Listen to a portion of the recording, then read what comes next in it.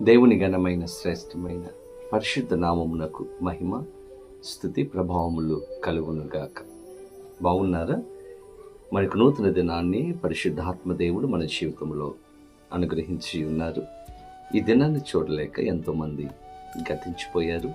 మనమైతే సజీవులముగా దేవుని సన్నిధానములో కనబడి ఆయన సిద్ధపరిచిన వాగ్దానమును పొందుకోవడానికి దేవుడు కృప చూపించారు.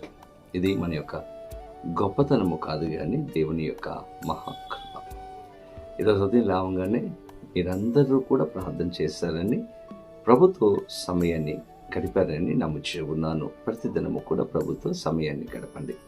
ఈరోజు ప్రార్థన చేసుకొని పరిశుద్ధాత్మ దేవుడు మన కొరకు సిద్ధపరిచిన వాగ్దానమును ప్రార్థన పూర్వకముగా పొందుకుందాం. తలలు వంచండి. ప్రార్థన. పరిశుద్ధుడా, నీకు వేలాది వందనాలు, స్తోత్రాలు. ఉదయకాలంలో మేమందరం నీ సన్నిధికి వచ్చి ఉన్నాము. ఈరోజు మాత్రం మీరు మాట్లాడి బలపరిచి ధైర్యపరిచి నీ కృపలో భద్రపరచమని యేసు నామమున అడిగి వేడుకొనుచూ ఉన్నాము మా పరమ తండ్రి, ఆమేన్. ఈ దినం దేవుని వాగ్దానమును చదువుకుందాం. బైబిల్ గ్రంథాలు మీ చేతిలో ఉన్నాయా? తెరవండి. యెషయా గ్రంథము 42వ అధ్యాయము 16వ వచనమును చదువుకుందాం. చీకటిని వెలుగుగాను, వంకర త్రోవలను చక్కగాను చేయుదును, నేను వారిని విడువక ఈ కార్యములో చేయుదును. దేవుని స్తోత్రం. చక్కని వాగ్దానం అండి. ఈరోజు పరిశుద్ధాత్మ దేవుడు మనతో మాట్లాడుతూ మనలను బలపరుస్తూ ఉన్నాడు.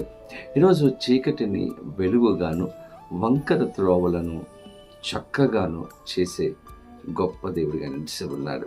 ఈరోజు మన జీవితంలో, మన కుటుంబంలో చీకటి ఉంటూ ఉండవచ్చు, అంధకారం అలుముకుని ఉంటూ ఉండవచ్చు. ఈరోజు అద్భుతమైనటువంటి వాగ్దానము, చీకటిని వెలుగుగా దేవుడు చేయబోతూ ఉన్నాడు. ఇక నీ కుటుంబంలో, నీ యొక్క జీవితంలో, నీ యొక్క వ్యాపారంలో, ఉద్యోగంలో, నీ బిడ్డల జీవితంలో ఏ యొక్క చీకటి లేకుండా వెలుగును దేవుడు ఇవ్వబోతూ ఉన్నాడు. వంకర మార్గములను చక్కటి మార్గములుగా దేవుడు చేయబోతూ ఉన్నాడు. ఎంతవరకు దేవుడు చేస్తాడంట? కింద మనం చదువుకున్నాం కదా, నేను వారిని విడువక ఈ కార్యములు చేయుదును. దేవుని స్తోత్రం. మనలను విడిచిపెట్టే దేవుడు కాదైనా విడువక ఈ కార్యములు మన జీవితంలో నెరవేర్చే గొప్ప దేవుడిగా నిలిచి ఉన్నాడు. బైబిల్ గ్రంథంలో మనం చూస్తే ఇశ్రాయేల్ ప్రజల జీవితం మనకు ఒక మాదిరిగా ఉంటూ ఉంది.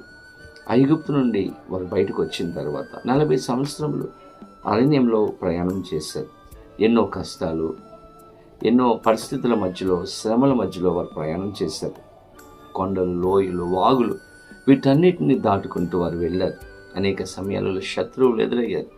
వారి జీవితంలో ఒక చీకటి మయమైనటువంటి పరిస్థితులు వారి జీవితంలో అలుముకున్నాయి. కానీ వాటన్నిటి నుంచి దేవుడు తప్పించి చీకటిని వెలుగుగా చేశాడు.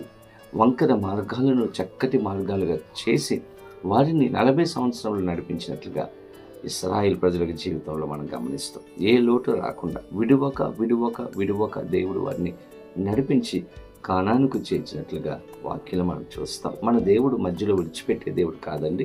చివరి వరకు కూడా, అంతము వరకు కూడా మన చేయి పట్టుకుని నడిపించి గొప్ప దేవుడు. లోకంలో బిడ్డలు మన యొక్క చేయిని విడిచిపెట్టవచ్చు, బంధువులు మన చేయి విడిచిపెట్టవచ్చేమో, కానీ మన దేవుడు మన చేయి విడిచిపెట్టే దేవుడు కాదు.